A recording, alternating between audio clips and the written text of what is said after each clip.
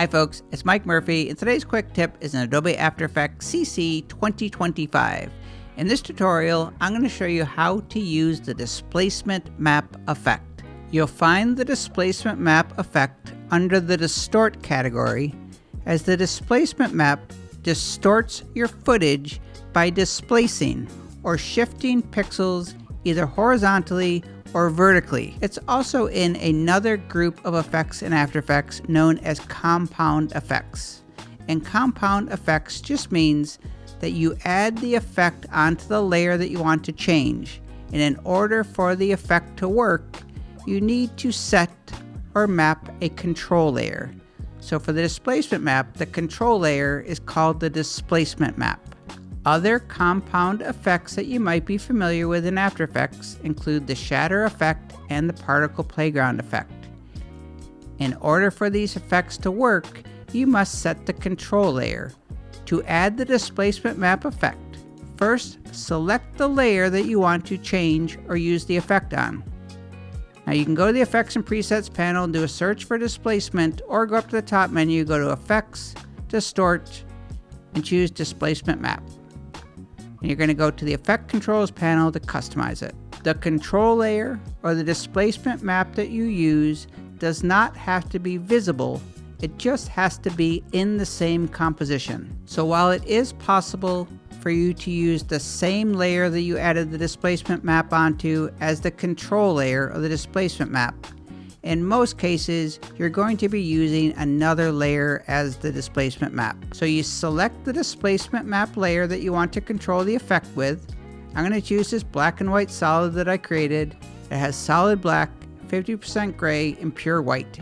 Then click this drop down. In most cases, you'll want to choose effects and masks. So any effects or masks that you have on the control layer will also be used in the displacement map effect. Anytime that you have pure black, when you change the horizontal displacement value, so that's going left to right, when I change it to the positive, it's shifting the pixels on the black side to the right, and anything that's white, it's shifting the pixels to the left. And if I go in the reverse direction to the negative, it does the opposite. With the vertical displacement, anything that's pure black, it's going to shift the pixels down. Anything that's pure white is shifting the pixels up. And anywhere where there's 50% gray, the pixels will not change. So you can see right in the middle, the pixels are not changing. But you can also use the displacement map on any type of footage, including color layers. I'll select the footage layer that has the displacement map effect. I'm going to set the control layer. So this time I'm going to choose the color. I'll go to Effects and Masks. Now when I change the values, it's basing it on the values of the color channels.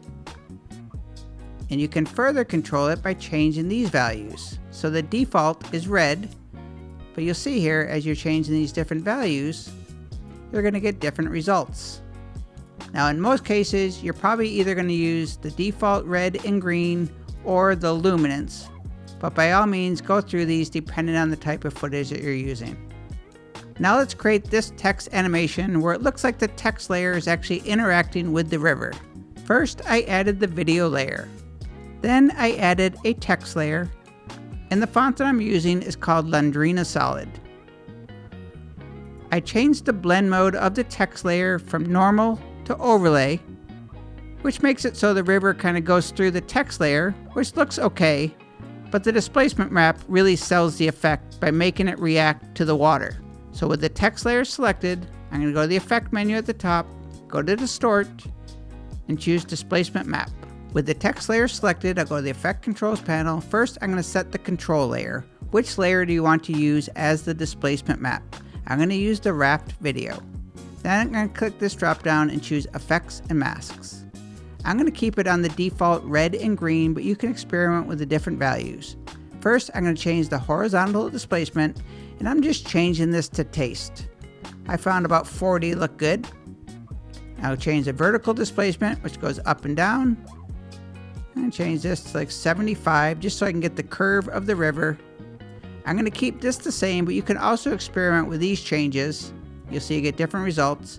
I'll zoom out, tap the space bar, and now you'll see as I zoom in, the text is actually interacting with the river, which looks pretty cool to me.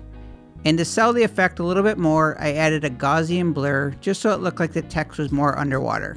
So for this line boil effect, I just added this animated texture in the background. I duplicated the background layer and just toggled off the visibility of the duplicate. I added some text, added the displacement effect onto the text layer. I set that duplicate background layer that I toggled off the visibility as the control layer, changed it to effects and masks, just played around with the horizontal and vertical displacement to create this line boil animation. For this example, first I added this crumple paper texture animation, I added some text, I added the displacement map effect onto the text layer. For the control or the displacement map layer, I selected the paper texture background animation and I changed it to effects and masks. I kept the red and green as the default, and in this case I also added the wiggle expression onto horizontal displacement just to give it kind of a distorted look. So you can add things like expressions, you can keyframe all the properties, and you can even add text animators so you can fully customize this effect. And now for this glitchy text example, which is a very common use case for the displacement type effect. So first I just added this animated texture as the background. Then I added a solid layer, and on the solid I added the fractal noise effect.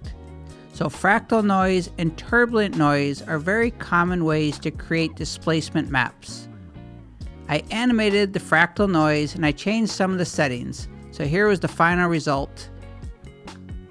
To get this result, I changed it to strings. I changed the noise type to block.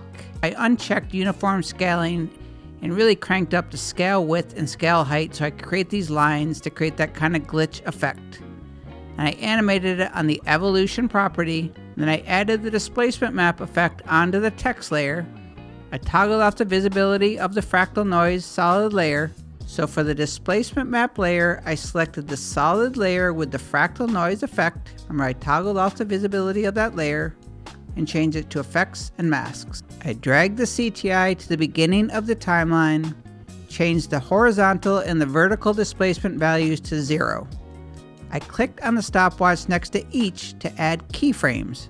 So if I tap U, you can see all of the keyframes that I added.